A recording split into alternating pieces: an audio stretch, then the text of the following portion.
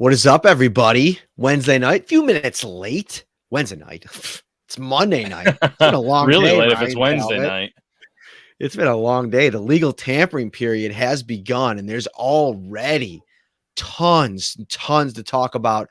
The reshaping roster of the Buffalo Bills. We're going to get into all of it tonight. This is the Shout Buffalo Football Podcast. If this is your first time here, where have you been?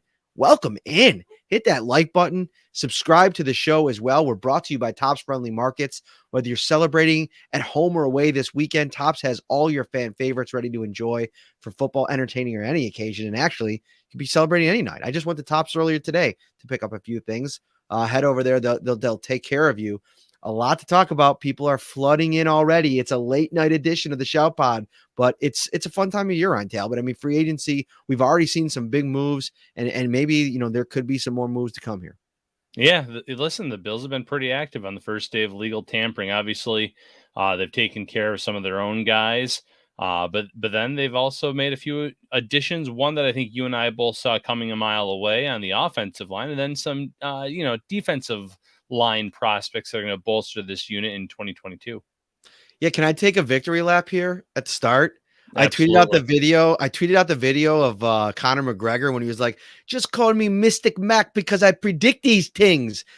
I said, if anybody was listening or reading, I said Roger Saffold, even before he was cut, I said, listen, that they're paying him a lot of money this year. It doesn't make sense. They're going to get a lot of cap space, move on from an older vet. I know he went to the Pro Bowl, but it just made too much sense. And when he hit the market, the Aaron Cromer factor, he was an all-pro for the Rams back in 2018. I just thought that made way too much sense, and it didn't take them long to come to a deal, Ryan. He hit the street on Friday.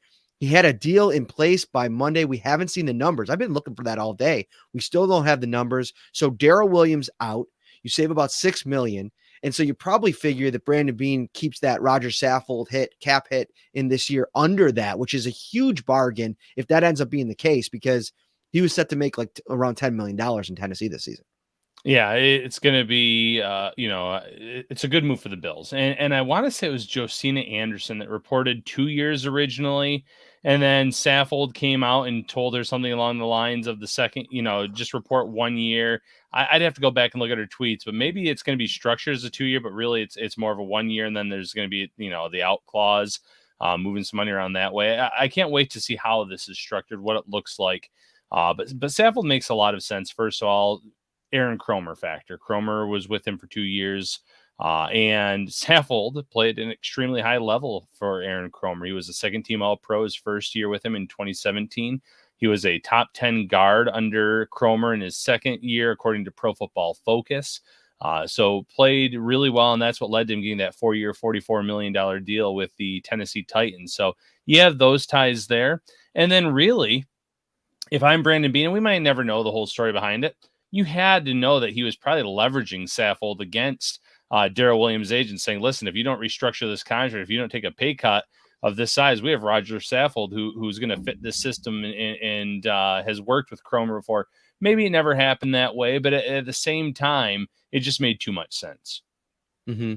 And, this is the type of situation where Darrell Williams is really good. He started every game for them, but this is a considerable upgrade. I mean, this is a guy that I think has been amongst the top guards in the league. I mean, you go back when he signed with the Titans 2 years ago, which, by the way, he revealed today that he considered the Bills before he made that decision. The money they offered him more money in Tennessee, and there's a reason they did. He was one of the top guards on the market. I remember doing one of those free agency shows, second year on the beat, and we talked a lot about Roger Saffold and how that could be a really stabilizing force for this line. And so now he comes in here. He has a history as a run blocker. I think you upgrade in that spot. I think he's getting a little bit too much heat for his ability to pass protect. I think he probably holds up well, especially pairing with Deion Dawkins on that left side. And then you figure things out on the right side. Who knows? There might be another vet coming. You might address it in the draft. You probably bring back Ryan Bates on that RFA tender. We'll see how that progresses. But this is a really good apex over on YouTube. Saffold said he's got a really close relationship with Stephon Diggs, and that was one of the reasons that he was also as comfortable as he was signing this deal. So the other bit of strutting I have to do was over. So I put out a piece on Sunday, Ryan. A couple people on the beat. I thought Joe Biscaglia did a terrific job with his being a GM, and he had charts and graphs and salary cap figures. He plotted the course for the entire offseason for Brandon Beane. It's a really good read. I highly recommend you check it out if you haven't already. And so I was kind of looking to do a little bit of a different take on that. And so I went specific on free agency, and I said, all right, here's 16 moves. Okay. 8 that I like, 8 that I don't. And you could go read that. It's up at Syracuse.com right now. I joked around after Tom Brady came back that I probably got to take Rob Gronkowski off that list, who would have been a move that I like. But 2 of those moved that I liked and kind of quasi predicted, Roger Saffold and Tim Settle, who ends up being the defensive tackle that the Bills signed today. 1 of 2. DaQuan Jones is the other one. And it's funny, Ryan, when I put that tweet out that the Bills, when Schefter reported it, I quote tweeted and said, okay, Settle's a Bill. I'm interested to see what the number is. Probably comes in at the lower end. And I think this probably means that Harrison Phillips is gone in free agency. And I got some pushback there. A lot of people thought, hey, listen, I don't think this is going to be the case. But I kind of saw the writing on the wall. This was going to be a situation where Harrison Phillips was going to get that kind of money on the open market, which he ended up getting with the Minnesota Vikings. 19 and a half over 3 years, 13 million in the first season cap hit, or maybe it was 8 million in the first season, 13 million total guaranteed. That is crazy money for Harrison Phillips. As much as you love him in the room as a player, that's a lot of money to commit to a guy that, he's had some injury problems. Yeah, absolutely. And real quick, first of all, Bills Mafia, you guys are the best. I saw a bunch of you comment over on the side here when I was looking up Josina Anderson's tweet from earlier today. It says, text from Roger Saffold just now, adding more to what he told me on the phone. In a meeting with the owner, just say 1 year, second year is just a formality. So kind of an interesting way to kind of put that out there. Changing gears, though, talking I think now. I think it's that the void year, right? Like kind of what they did. Right. Yeah. Okay. Yep. So that's going to play a part in that. Absolutely. Second, with Tim Settle, listen, Bills fans, you're going to love Tim Settle. In 2020, when I was looking at trade targets, I had a whole article just on Settle alone.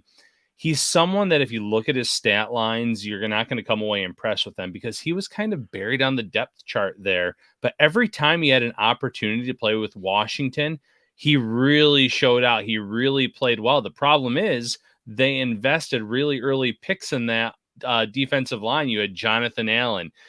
You had Daron Payne. Matt, I'm going to butcher his last name, Iodonis.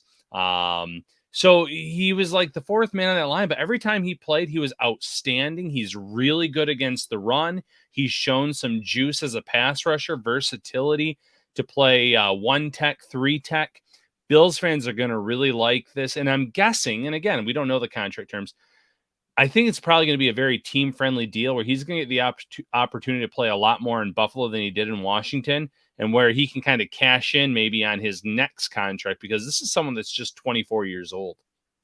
This is I was just on the Joe Miller, John Fina show over on Buffalo Rumblings to Twin Bill tonight shows, but I was mentioning this reminds me a lot of the Jordan Phillips deal, getting a guy on the low, letting him come in and earn, where maybe there wasn't an opportunity at his previous stop. And we saw how well that worked out for Jordan Phillips. And I think for me, Settle's got more upside. I was watching some of his highlight tapes, Ryan, from 2019. I just started going through them. They had him rushing off of the edge in certain packages. I mean, this guy has crazy athleticism. One of the big consistent things in scouting reports as you go across those free agency rankings lists.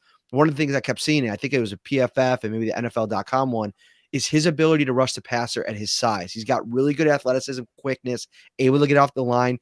That's something I think adding to the mix is going to be really cool for the Bills. And for Bills fans that are wondering, all right, what should I think about this guy? My brother-in-law is actually a huge Washington Commanders fan. He lives in Virginia. He's been a Washington fan his whole life. And he texted me as soon as the news broke, and he said, basically, damn it. I think I put the exact quote in my story. He's like, you're going to really like Settle. He's really good. Talking about Bills fans. Mm-hmm. And to your point, it was just a situation where he just didn't have an opportunity to play enough. And so now, he's added into the mix. DaQuan Jones is added in the mix. I'm not as familiar with him. I got to do a little bit of a deep dive. But you put out a story in terms of 4 things to know about him. Mm-hmm. Played his whole career in Tennessee before last year in Carolina. What do you think the Bills are getting in him? You're getting a true one tech in DaQuan Jones. And, I know a lot of fans are like, oh, another Carolina Panther. This isn't really a Carolina Panther connection. Like you said, Matt, he spent the majority of his career with the Tennessee Titans. He's someone that, again, really good against the run. But this past season was one of his best seasons in terms of getting after the quarterback, a lot of pressures. He's not going to be a big sack guy or anything like that. But someone that's going to, again, help with this defensive tackle rotation, help this defensive line. I think they're going to be a lot more stout against the run than they have been in the past. Not that they were bad this past season. They still had their moments where they let up some big runs. They had some games there. Another low-key signing that I think in terms of contract numbers, when we see them, Bills fans are going to come away really pleasantly surprised. Also, a Binghamton guy. So he's from this, about 3 hours away from Buffalo. Just opened up a lounge there, a nightclub / lounge. So it has ties to the area in a certain extent. So kind of a cool story there. So DaQuan Jones, he played out a 3-year, $21 million deal with the Titans that ended in 2020.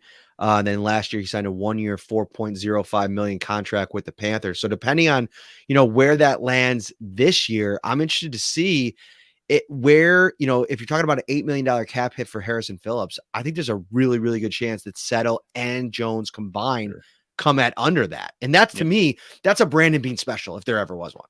Yeah, I think you nailed it. I think those two numbers, the cap numbers, will come in lower than that. And listen, Harrison Phillips, when healthy, he played at a very high level this season. We've also seen him, though, out with some serious injuries.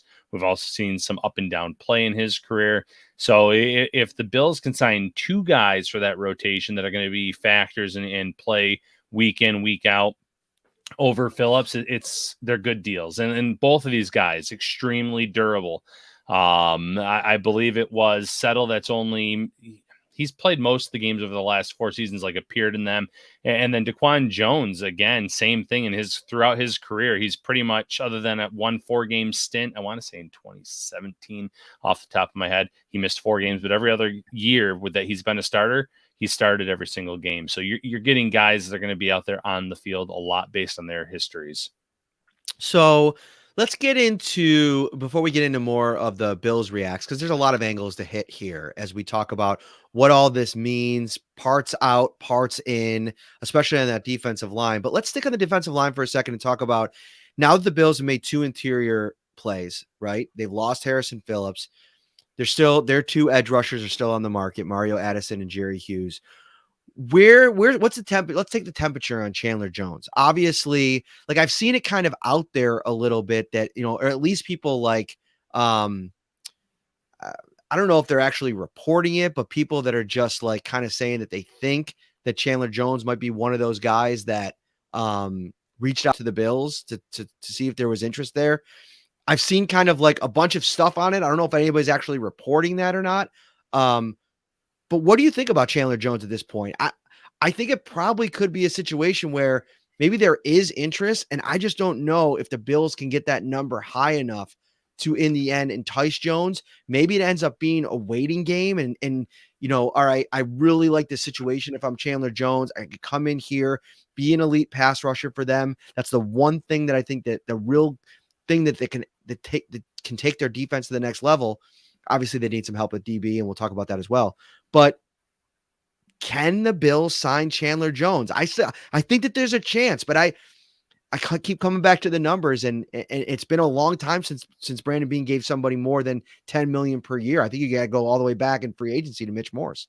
Yeah, it's going to be tough, but I think no news is good news right now with Chandler Jones. I think that he was one of those guys that it wouldn't have shocked anyone if he would have committed to some kind of deal pretty early in free agency, despite his age.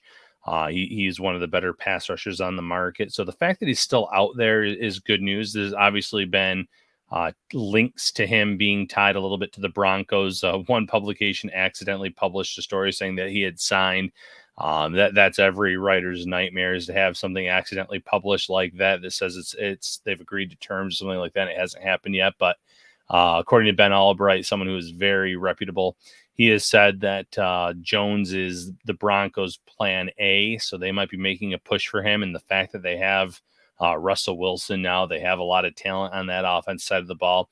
If he's okay going to maybe well, definitely, I would say the toughest division in football, and fighting for a playoff spot there, that might be a landing spot. But if he wants to return close to home, somewhere where that he knows very well, somewhere that there's a little bit easier of a path, maybe to get that 1 seed in the AFC, Buffalo makes sense. It's going to come down to how many years are you going to offer him? Because, you can structure it in a way where maybe the cap hit in 2022 wouldn't be much for him if it's a multi-year deal, obviously. So that's just one of those factors that are going to play into this decision.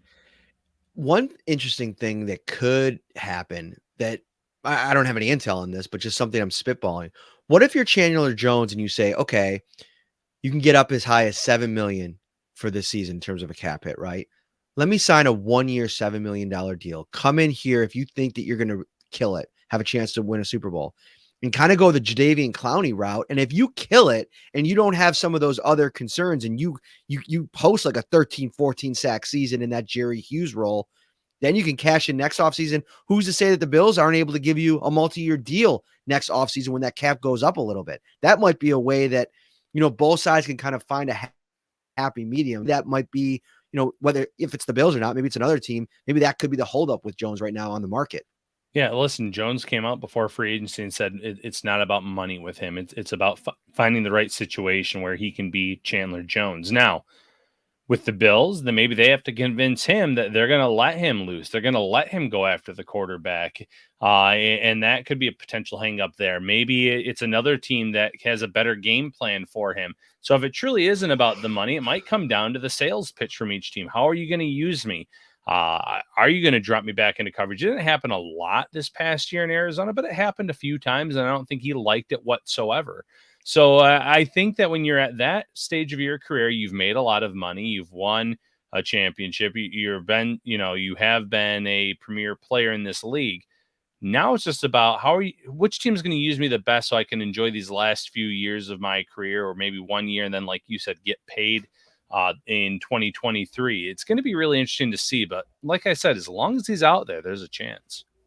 Are you guys hungry? I'm pretty hungry. I mean, there's always a good chance that I'm hungry. I didn't eat dinner yet because I'm just rushing around. I got out of class. I did I wrote a story. I went on another podcast. Well, it's got me thinking, like, I might have to run to Tops after this, get some hot to go pizzas, appetizers, signature fried chicken, baby back ribs, subs, delicious salads, brownie trays. They got everything you need to feed the hungriest football fan. All right, where do you want to go next, Ryan Talbot? I'm going to volley the ball over to you. Okay, let's just go biggest winner of the day for the Bills. Like, it doesn't have to be one of the players signed specifically. Is there someone in mind that comes to mind? Is it a coach? Is it I got one. Teammate? Yeah, go ahead. I got one right now. The biggest winner of the day is Ed Oliver. Boom. I agree. Ed Oliver now, and it's not so much that they necessarily need these big one techs that can play one tech, because I think both Settle and Jones can play one tech. But I think it's about having that reliable depth that allows you to deploy Ed Oliver wherever he feels the most comfortable. I thought he got to a point last season where he was rushing pretty well from the nose spot when they asked him to do it. And so if that's got to be a situation where you ask him to do that for a percentage of plays, that's fine. But I think the more talent you add on that defensive line, like, everybody makes a big deal out of Aaron Donald. And guess what? Rightfully so. He's the best defensive player probably to ever play the game. But look at some of the defensive lines he's played on. I mean, Leonard Floyd out there. I think Robert Quinn out there for a little while. Not Robert Quinn. There was another. Oh, no, Dante Fowler. That's what I was thinking of. Dante Fowler. They've had significant amount of talent at time. Wasn't Ndamukong Suh off there for a little minute before Tampa Bay? Well, he was there. Yeah, I'm just trying to think of like the crossover. I would think so, though.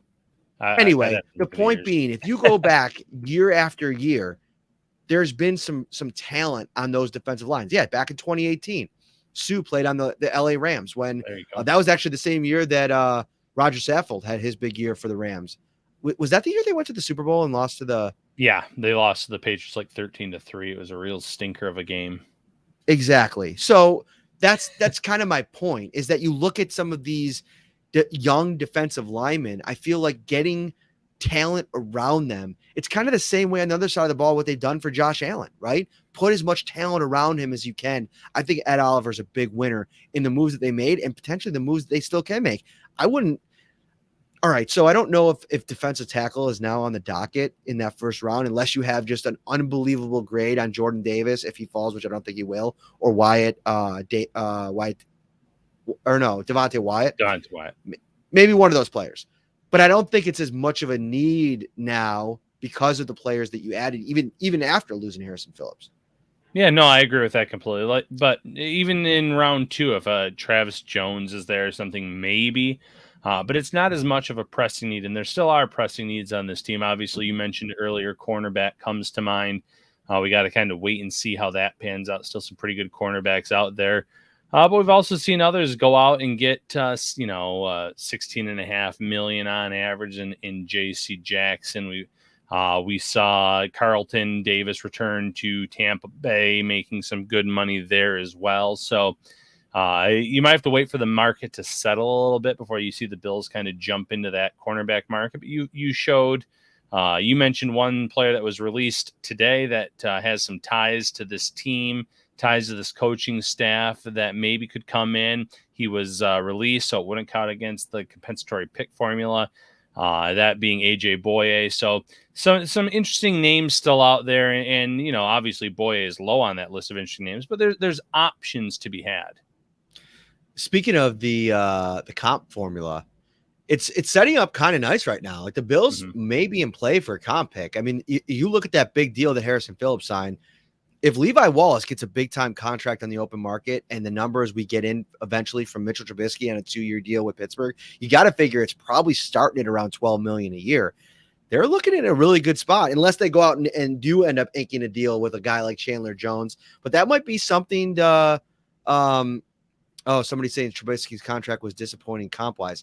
I didn't see a number on Trubisky. Yeah, 2 years, 14.5. I got to look at it again. It Total? can get up to like 20. Can get up to like 27 million. Yeah, it was kind of on the lower side, in terms of what I think a lot of, especially what I was kind of thinking too, when you saw the options start dwindling up. So base value 14 million, and yeah, I mean it probably wasn't what a lot of people were expecting. I think some people thought it was going to be crazy money based on some of the tweets that were out there leading up to free agency. So it might factor in a little bit, but. 2 for 14, and then it can get up to upside of 27 million. Thank you, Josh and Gregory. So, maybe not what you were looking for initially, but you have that. You have the Harrison Phillips contract. If like you mentioned, Levi Wallace, maybe Jacksonville needs a cornerback. They're just throwing crazy money around. Maybe they can sign him to a huge deal, and that can benefit the Bills too. But no, Ryan Talbot, Zay Jones. 24 million base could be worth up to $30 million.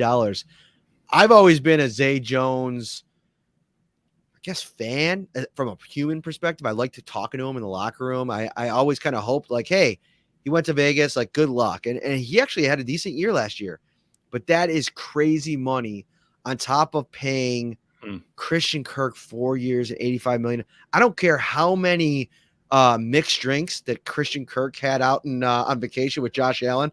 That was never landing in Buffalo. That plane was never landing here. No, and I don't think it was any surprise that that contract was one of the first ones to be agreed to and announced early on Monday afternoon. I'm pretty sure that when the agent got the call from Jacksonville with that offer, it's pretty much equivalent to that player that you love falling down the draft board and running the card up to the podium. The agent had to say, listen, we're not getting a better deal than this. If you're cool with Jacksonville, if you're good with playing with Trevor Lawrence and trying to get this team into the mix or into the playoff hunt, then you're not going to get anything better than that. I think I saw something mention that, down the road, he's going to have one. I mean, he already has one of the higher cap hits in terms of average annual salary, which is crazy, which Stephon Diggs is probably just licking his lips right now, looking at the money that was offered at Christian Kirk of all people. But if you have to pay Trevor Lawrence on the road, you could end up having some big salaries, some really, bad contracts there in Jacksonville based on what we're seeing so far. But maybe they're built to be 1 year outs in them. Time will tell, but initial shock value is certainly there for a lot of the Jaguar signings today. But see, this is like the danger of building through free agency. Like when I I shared a episode from the NFL football show. Robert Mays does a good job over at The Athletic. He had Bill Barnwell from ESPN on, and it was a really good episode where they talked about, all right, what have we learned from recent years? And they obviously focused a lot on how well the Bills have used free agency. But the thing, even at the moments where the Bills kind of took swings back in 18 and 19 specifically, they were calculated moves. Mitch Morse was considered by most, or at least some, to be the top center on the market. So you pay for that. Cole Beasley, they got at a pretty affordable deal for what they were going to ask him to do in this in this system. And then John Brown, they structured it in a way that they could get out of it pretty quick. These kinds of deals, and maybe you can get out of them, but they're throwing a lot of money in free agency.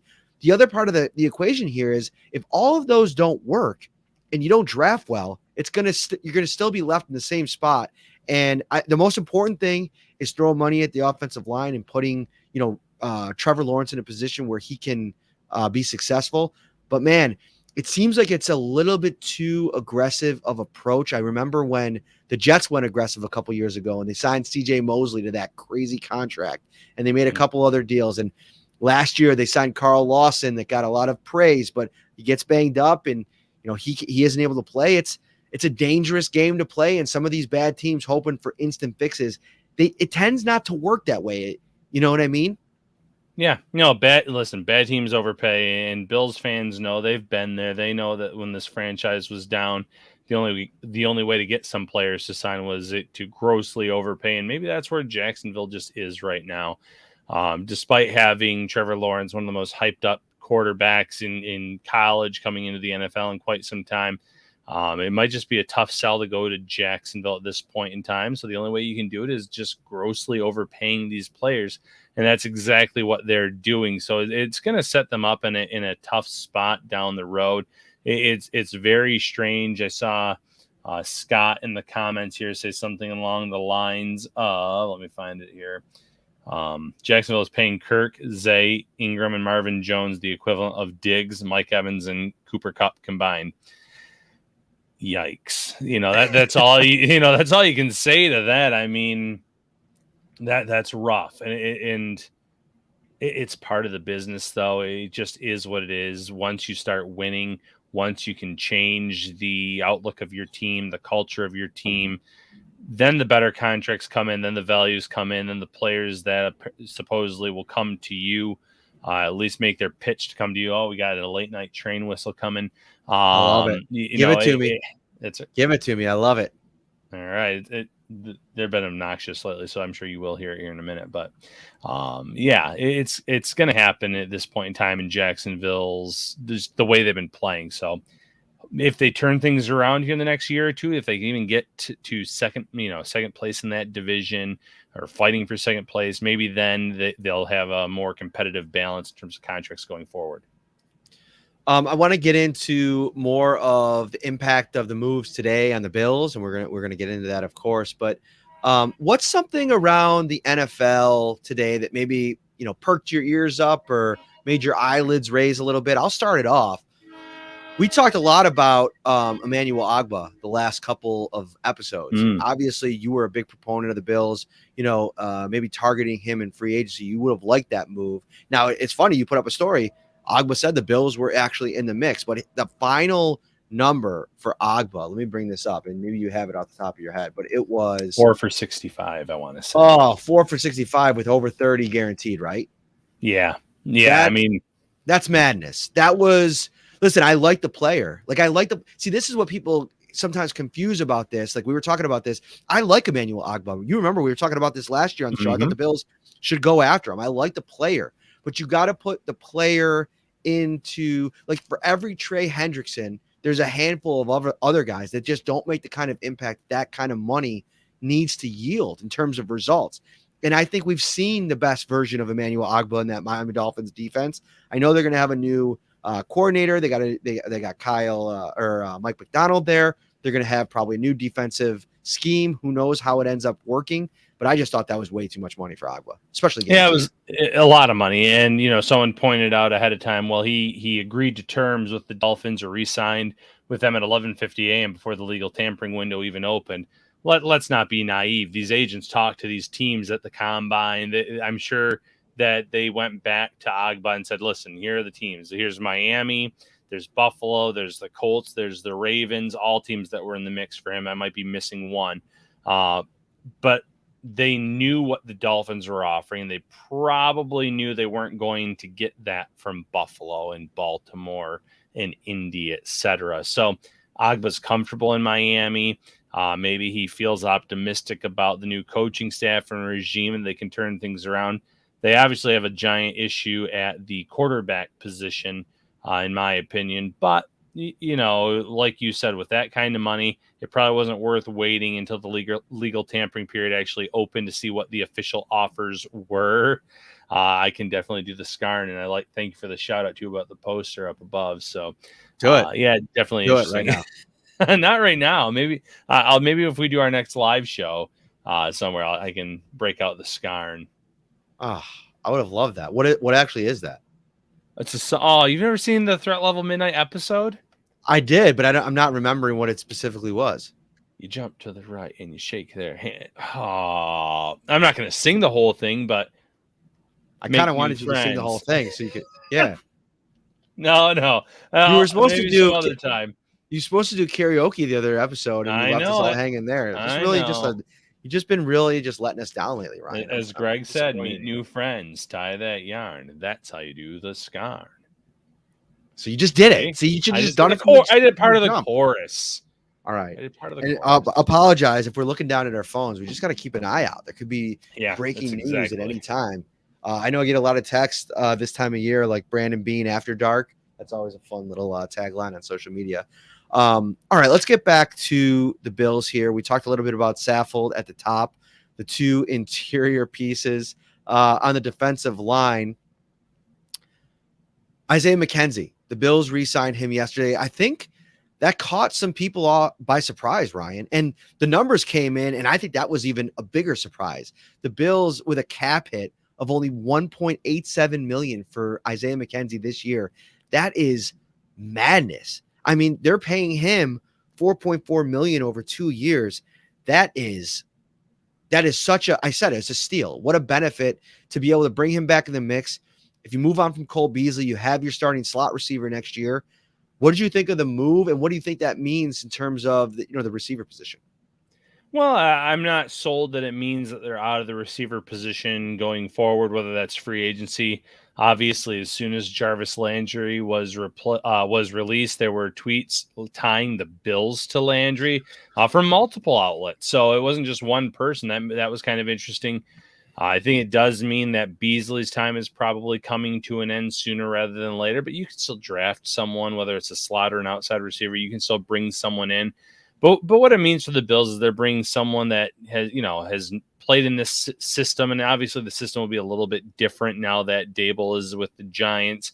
But there's going to be a lot of similarities there. You saw what he could do out of the slot against man-to-man defenses. You'll have a better idea of what he can do versus zone. You can use him as a gadget player. You can put him in motion pre-snap. You can possibly even use him as a return man. Time will tell there. So you're getting a lot of value for the amount of money you're paying him, especially considering what some of these other players are getting out there. Now, mind you, he was never ever in the same stratosphere as like a guy like Christian Kirk in terms of the money he was going to get. But when you look at a cap hit of under $2 million for knowing what he potentially could do in this offense, if Cole Beasley's out of the picture, I think we're going to look back at this contract potentially as one of the better steals of free agency. It gives you that versatile piece. I agree with you. I don't think that this move precludes them from doing anything when it comes to the receiver position. And that means addressing it in free agency to get a vet in here. I don't know if Emmanuel Sanders is the play. Like, there's this adage in fighting, Ryan, like, Dana White always talks about it in the UFC. It's like when guys start talking about retirement, usually it's time they should probably call it a career. And, Emmanuel Sanders started alluding to that earlier this season. And when that starts entering your mind, it probably gets harder to get up, especially when it got cold, and Emmanuel Sanders was obviously very, you could see it in his face when the weather turned. It wasn't very enjoyable. So, I think maybe they can add another veteran. I think going wide receiver in the draft, if they have a guy high enough graded on their board, I'm not taking that off their board either. And I think you start to look down the road a little bit. You're going to give Stephon Diggs probably a pretty big extension at some point. You got 2 more years of rookie deal for Gabriel Davis. That's good, right? But you're going to extend Dawson Knox, and I think that kind of counts in that wide receiver pass catching, boat, if you will. The Davis thing is interesting because if he becomes wide receiver 2, and we talked a little bit on the spaces last night about how we view him moving forward. And by the way, if you're watching on YouTube, thank you. Hit that like button. We're up to, I think, over 400 on YouTube. You guys are awesome at 10:40 on a Monday night. We'll be live as long as there's enough news. We'll be live every night here over the next couple of days. But if we talked about this on our Twitter spaces last night. If you go to my Twitter account, scroll through the timeline, there's a lot of tweets, but you can find the space. Ryan and I talked about in that space yesterday. Gabriel Davis, is he a wide receiver 2 moving forward? Does he have wide receiver 1 potential? Get some of that there. But if he is wide receiver 2, it's a long way to here, but I think it's a good conversation. You're going to have to pay him in 2 years. And if Christian Kirk is getting 4 years, $85 million, $33 million guaranteed, if Gabriel Davis stays on the trend that he's going with the production that he's had already, that is a lot of money that you're going to commit to Gabriel Davis, Caitlin Parrino, every night. So I had to put that up there. No, that's okay. She's my wife has a big end of the week here at work. So no, we won't go live on Friday and or Thursday to give you those nights to prepare for your big day on Friday, honey. Love and it. By the way, it's 10:41. You have to be up early tomorrow. Get to bed. And hopefully my sons and my daughter are sleeping as well. But no, I think grabbing another receiver, stocking the cupboards, if you will, in that receiver room, it keeps everybody kind of, keeping the production maybe parsed out a little bit. Yeah, and that's just it. You have to keep those options available because in a few years, as much as Bills fans, as much as the Bills love Gabriel Davis, maybe they can't afford him because they have so many contracts on the books at that point in time. Now, obviously, the cap goes up every single year. You can maneuver contracts. You can make things work. I see in the comments you're talking about the Reed to the Chiefs for 3 years, $31.5 million. And that's just that's a team that's an example of fitting all these contracts under this umbrella. So the Bills could do the same in time with Gabriel Davis, but it doesn't hurt to have a first round pick or a second round pick brought in here to Buffalo that in a few years, worst case scenario, if Davis does leave, you have someone waiting in the wings to take over that role. Oh man. A lot of stuff going on today. Right before we started, Ryan, about an hour before we started, because I went on the other show. John Feliciano broke that news earlier today. He is going to be the new starting center for the New York Giants. And this is something we talked about on the last episode. And our good buddy, Scott Morano, who says, popping on a Monday night, make sure that you're liking and subscribing if you're on YouTube. But he mentioned it over on social media, over on Twitter, that if you're listening to the Shout Football podcast, you're usually in the know. I mean, we know a thing or two about a thing or two, don't we, Ryan? That's right. And kudos to you for last week mentioning Feliciano wanting to be center at his next stop, getting ahead of that. And then tonight, breaking the news on Feliciano joining the Giants. Gets to go back with Bobby Johnson, with Brian Dable. It's a good signing. It's a good opportunity for him. And, great for you to get out there, break that story. I was thrilled to see it. So kudos to you on a job well done. Yeah, so that's interesting. They're kind of putting together that Bills pipeline now, right out there. You knew it was going to come. The Davis Webb. Some of the other who was just some of the coaches that they brought over. My guy Antonio Williams. Big get for the New York Giants. Big fan of Antonio Williams in this podcast, both of us. I still think that's one of the funniest stories too. The fact that he was pretty much going to go be the North Carolina running backs coach at NC, and just said, "Oh no, I got a practice squad spot. I'm going to go back over there." So Josh says I had to annoy Florio to credit Matt and the Feliciano story on PFT. Good. Anyway, so yeah, it's going to be interesting to see what they put together there, bringing over some Bills pieces on the coaching staff. Now some of the players starting to get over there, but it's going to be we talked about it at the top of the show, and if you're just joining us, the numbers are popping off here, so we can maybe dabble back into this and maybe the approach that Brandon Beane now takes on the offensive line. You have Roger Saffold now, so I think we could probably agree, Ryan. That's 4 starters right there on your offensive line. And then it's about figuring out what you're going to do with that other guard spot. And Ryan Bates is basically a situation where they're going to tender him. I'd imagine he ends up being back at $2.4 million. I don't know. He had a couple good games, but I think sometimes we overvalue somebody locally because as opposed to how people will see him around the league. We'll see. Maybe I'll be wrong there, but I'd imagine he'll end up being back. And then it's about, all right, Cody Ford's on the roster. Do you double dip and try to draft a couple interior offensive linemen? Do you bring in another veteran? How do you see them approaching that? That's a great question. I think obviously Bates is the favorite to start at the other spot. You've mentioned Butker, but with the injury status, who knows there? I think the best route to go is to probably go middle rounds of this draft, kind of like what they did with tackle this past season. I'm not saying it has to be back-to-back picks, but replenish the stock there a little bit. Maybe go out and see what they can get in the second or third wave of free agency. Brandon Beane, to his credit, has always had more linemen than you can almost count in the given room at that 90-man roster spot. Guys competing for jobs, guys that you think are going to compete for 53-man roster spot that don't make it, guys that do and sneak on this, that, and the other. So you're going to still see them draft some guys, add some guys in free agency. But do they have their 5 guys now? If you include Bates, they very well may in terms of their starting 5. I'm laughing because Scott Moranto said, big guests, big news reveals, an occasional wet take like Bill should sign Cam Newton only on Shout.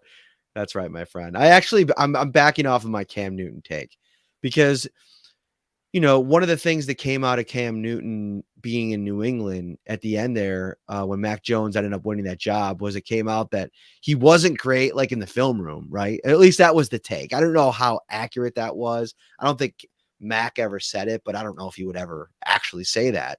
But that is something that you probably take into consideration. You want to bring in somebody that's going to push Josh and be a resource for him in that quarterback room. So you start to look at guys like Ryan Fitzpatrick, one of the smartest quarterbacks in the league. Obviously has been in a bunch of places, a bunch of different stops, a bunch of different systems.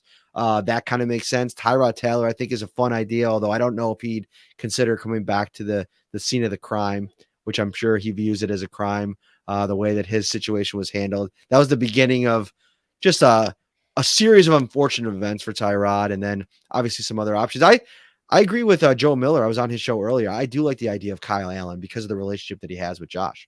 Yeah, Kyle Allen is up there high on my list. The relationship, the fact that they both work with Jordan Palmer. He wasn't tendered by Washington. Someone that could come in here, younger guy, has started some games in the NFL. He makes sense. You mentioned Fitzpatrick. I see in the chat here, Marcus Mariota. There was a time where everyone thought Mariota was going to get starter money. He was going to get an opportunity, but those jobs are kind of filling up fast. And there's still that Jimmy Garoppolo domino to kind of fall, at least the anticipation of that happening.